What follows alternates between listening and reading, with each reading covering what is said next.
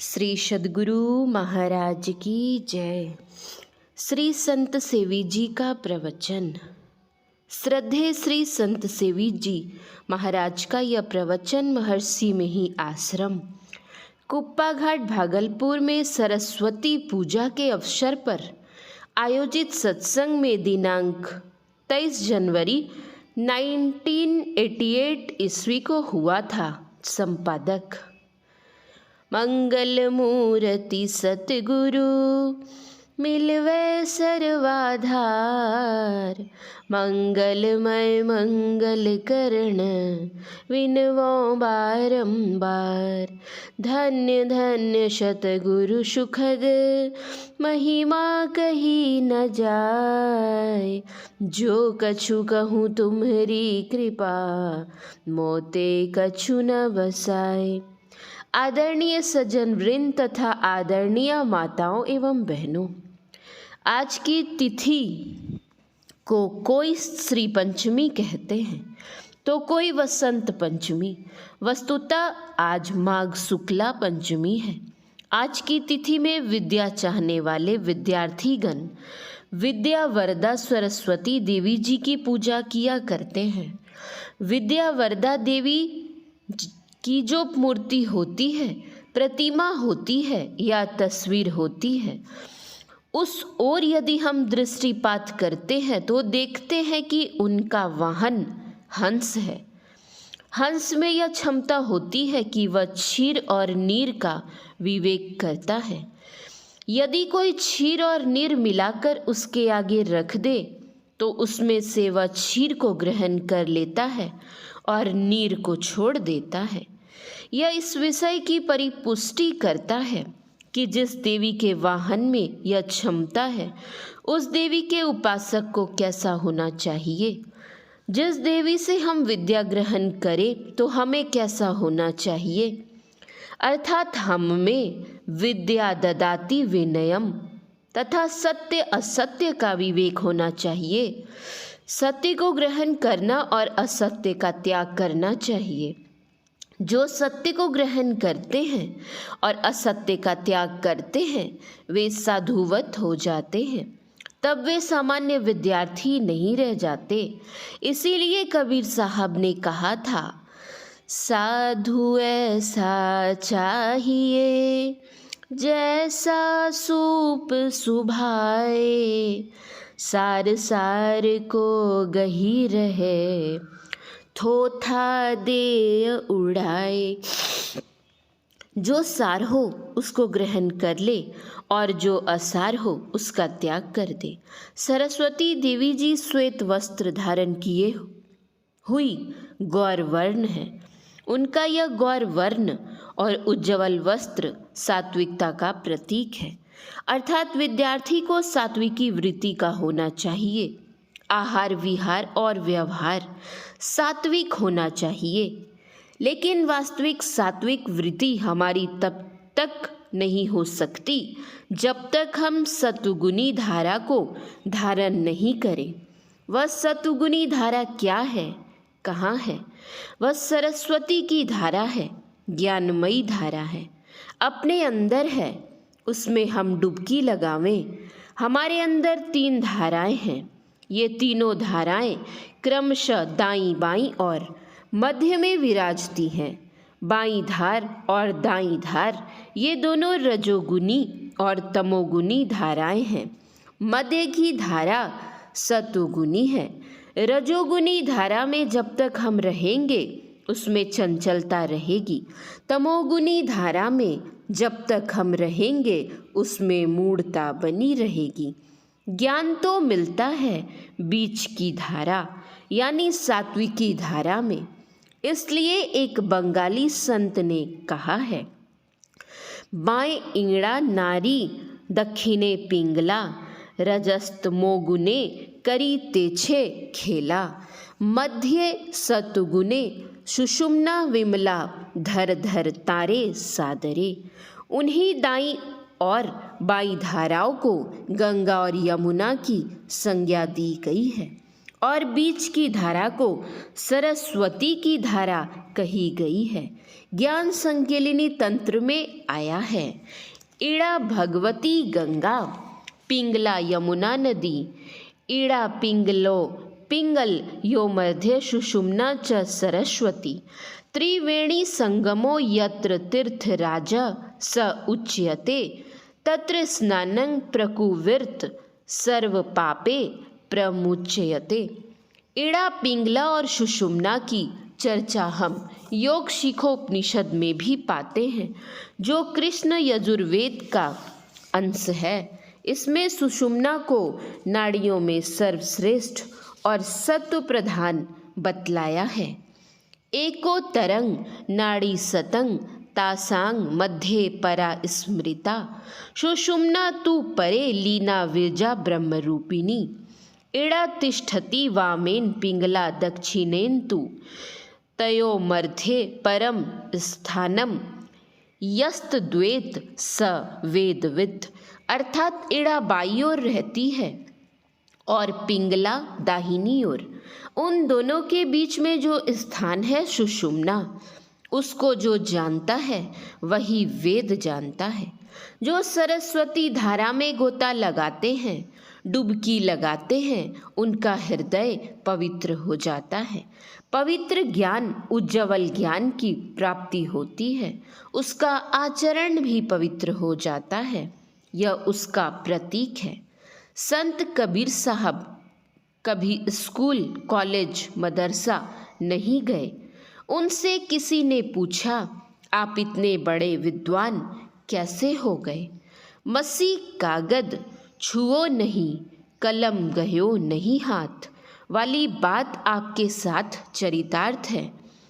इसके उत्तर में उन्होंने कहा था, मैं मर जीवा समुद्र का, डुबकी मारी एक, मुट्ठी लाया ज्ञान की, जामे वस्तु अनेक।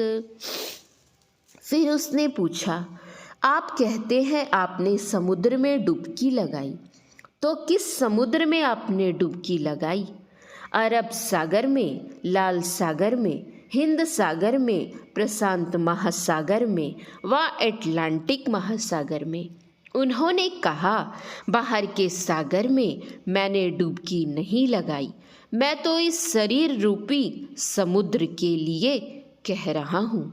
कबीर काया समुंद है, अंत न पावे कोई, मृतक होई के जो रहे, माणिक लावे सोए। यह शरीर ही समुद्र है, इसमें डुबकी लगाते हैं। वह डुबकी लगाने का स्थान शरीर में कहाँ पर है? आप सरस्वती जी के चित्र की ओर नज़र कीजिए, आप देखेंगे कि उनके दोनों भौवों के बीच में भाल पर एक लाल बिंदी है। यह बिंदी क्या है? यह बिंदु का प्रतीक है। जो कोई उस बिंदु में डुबकी लगाते हैं, वे ज्ञान सिंधु की ओर अग्रसर होते हैं और जाते जाते वे वहाँ तक जाते हैं जिसके आगे गति नहीं। फिर तो वहाँ ऐसा ज्ञान मिलता है जिस ज्ञान को प्राप्त कर लेने के पश्चात अन्य किसी प्रकार का ज्ञान बाकी नहीं रह जाता। वह है आत्मज्ञान। इसीलिए स्वामी विवेकानंद जी महाराज ने कहा था, यदि विद्वान बनना चाहते हो तो अपने मस्तिष्क का अध्ययन करो। तुम्हारा मस्तिष्क अनंत ज्ञान का भंडार और अछोर पुस्तकालय है।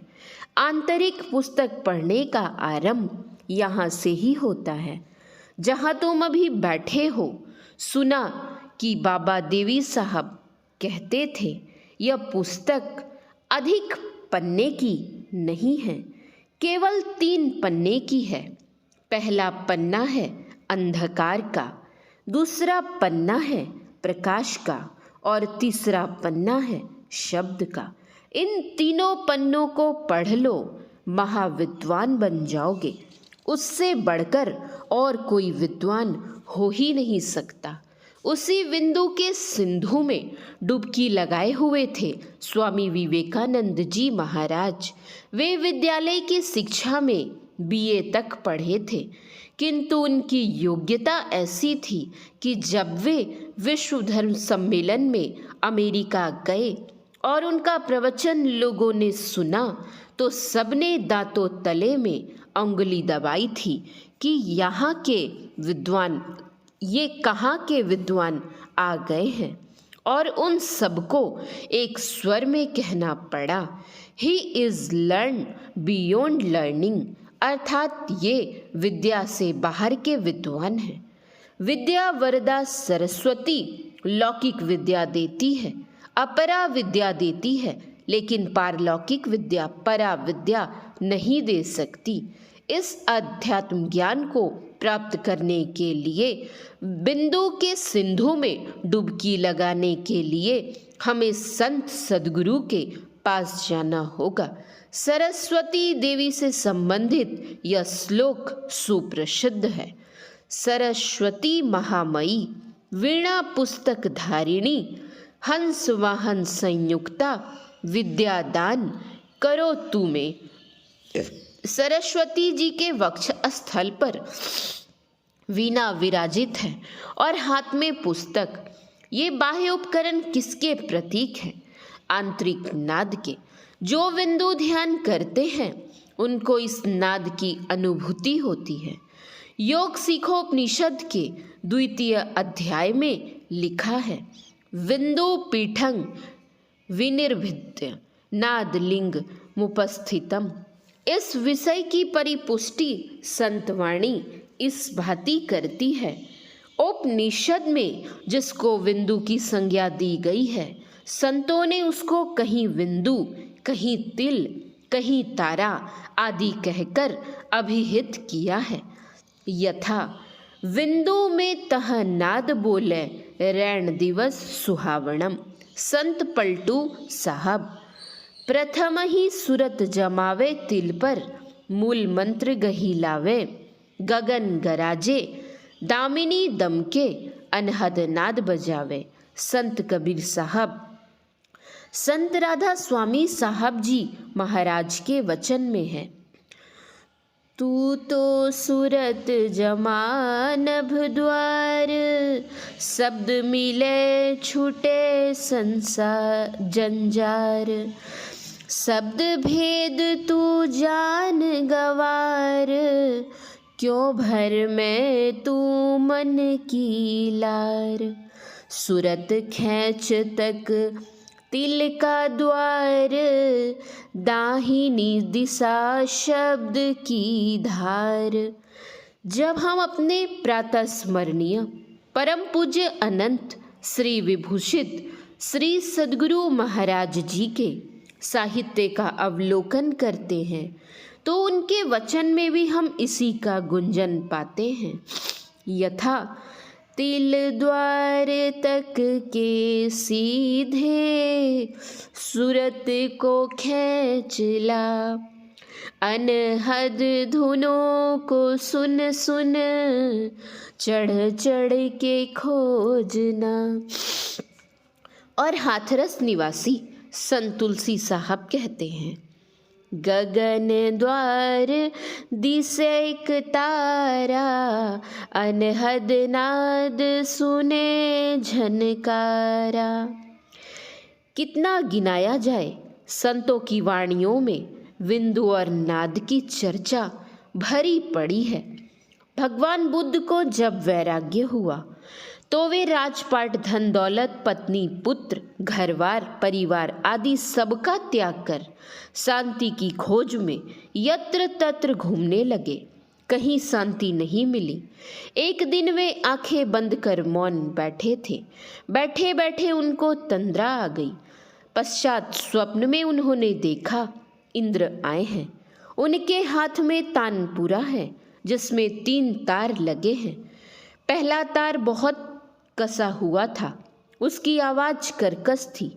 दूसरी ओर का तार बहुत ढीला था, उसकी आवाज़ घड़ड़ घड़ड़ होती थी। सुनने में अच्छी नहीं लगती थी। तीसरा तार जो मध्य में था वह न बहुत ढीला था न बहुत कसा हुआ ही। उसकी ध्वनि बहुत मधुर थी। उन्होंने समझा सांसारिक लोगों का तार बहुत ढीला होता है और मैंने अपने तार को बहुत कसा, इसलिए न तो उन लोगों को शांति मिलती है और न मुझे ही शांति मिली। मध्यम मग्न को अपनाना चाहिए। उसी मध्यम मार्ग को अपनाने पर उनको शांति मिली। यह मध्यम मार्ग क्या है? इंगड़ा और पिंगला के बीच में स्थित सुषुम्ना है। उस मध्य के तार को हम पकड़ें। उस तार में ही सार भरा हुआ है, अमृत भरा हुआ है। जो कोई उस तार को पकड़ते हैं वे ही शब्दधार को पकड़ते हैं और चलते चलते एक ना एक दिन भव पार कर जाते हैं। उनका उद्धार हो जाता है। लेकिन इस शब्दधार को पकड़ने व पार करने की कला सरस्वती जी नहीं जानती हैं। इसीलिए शास्त्र में लिखा है, नादाबधेस्तु परम पारम न जानाति सरस्वती अध्यापि मज्जन भयात तुम्बम वहति वक्षसि। अर्थात नादरूपी समुद्र की सीमा सरस्वती जी नहीं जानती, इसलिए आज भी डूबने के भय से हृदय के पास तुम्बे को धारण किए हुई हैं। वैचारिक दृष्टि से अवलोकन करने पर हमारे अंदर जो सरस्वती जी हैं और उनकी वीणा ध्वनि भी, किंतु प्रत्यक्षता तो सत साधना से ही संभव है। जिसका यत्न सरस्वती जी नहीं बतला सकती, उसका यत्न तो संत सद्गुरु ही बतला सकते हैं। इसीलिए आपके सामने श्रद्धालु विद्यार्थियों ने नीचे में सरस्वती का और ऊपर में पूज्य गुरुदेव का चित्र सजाया है। मानो नीचे में प्रकृति है और ऊपर में पुरुष विराजमान है। जैसे वृक्ष की जड़ में पानी डालने से संपूर्ण वृक्ष हरा भरा हो जाता है, उसी प्रकार एक संत सद्गुरु की पूजा में सभी देव देवियों की पूजा हो जाती है। इतना ही नहीं, परम प्रभु परमात्मा का भी पूजन उसी में हो जाता है, क्योंकि देवी देव समस्त पूर्ण ब्रह्म परम प्रभु गुरु में करे निवास, कहत हैं संत सबू। महर्षि में ही पदावली। स्वामी श्री लक्ष्मीनाथ परमहंस जी ने भी कहा है, सकल देव गुरुदेव जगत में और न दूजो देवा। गुरु पूजे सब देवन पूजे, गुरु सेवा सब सेवा।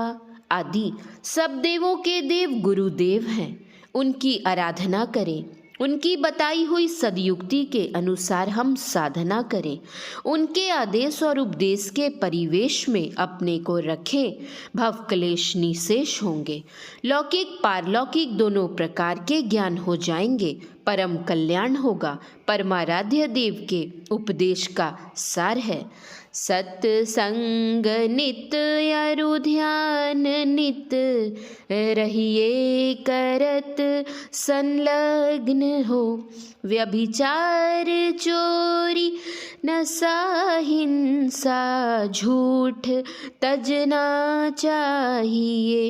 इन पंच पापों से हम बचें, ईश्वर पर विश्वास करें, उनका पूर्ण भरोसा रखें, बाह्य भयंतर दोनों प्रकार के सत्संग करें, सदाचार का पालन करें और जीवन यापन के लिए तो गुरुदेव का आदेश है, जीवन बिताओ स्वावलंबी भरम भाड़े फोड़ी कर। संतों की आज्ञा है ये में ही माथ धर छल छोड़ी कर। सबके संस्कार एक से नहीं होते। लौकिक विद्या को भी हम लोग जाने और पारलौकिक विद्या को भी, यही गुरु महाराज के आदेश हैं। सा विद्या या विमुक्ति। वस्तुतः विद्या वह है जो मुक्ति प्रदान करे। यही थोड़ा सा आप लोगों की सेवा में कहा। धन्यवाद। श्री सद्गुरु महाराज की जय। श्री सद्गुरु महाराज की जय। श्री सद्गुरु महाराज की जय।